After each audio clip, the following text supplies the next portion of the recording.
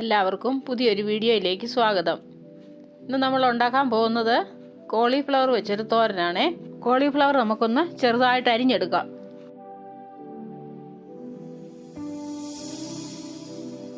Cauliflower ഇവിടെ അരിഞ്ഞെടുത്ത് വെച്ചിട്ടുണ്ട്. ഇനി നമുക്കൊരു അരപ്പുണ്ടാക്കാം. ഉള്ളി, പച്ചമുളക്, ഇച്ചിരി വെളുത്തുള്ളി, 2-3 അല്ലി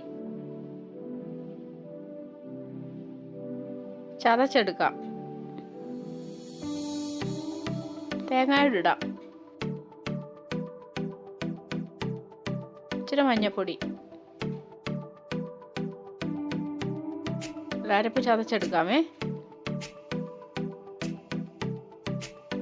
നമ്മളൊരു ചട്ടിയിലോട്ട് ഇച്ചിരി എണ്ണ ഒഴിച്ചു, വെളിച്ചെണ്ണ ഉരുകി വരുമ്പോൾ നമുക്ക് കടുക് ഇട്ട് കൊടുക്കാം.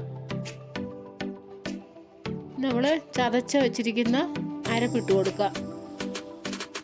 ചെറുതായിട്ടൊന്ന് ഇളക്കി നമ്മൾ അരിഞ്ഞ കോളിഫ്ലവർ ഇട്ട് കൊടുക്കുക.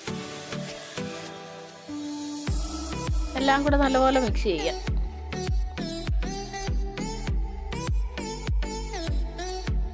ആവശ്യത്തിന് ഉപ്പിടാം. വേകാനായിട്ടൊരു ശകലം വെള്ളം ഒഴിച്ച് കൊടുക്കുക. ഒരു 2 ടേബിൾ സ്പൂൺ വെള്ളം ഒഴിച്ച്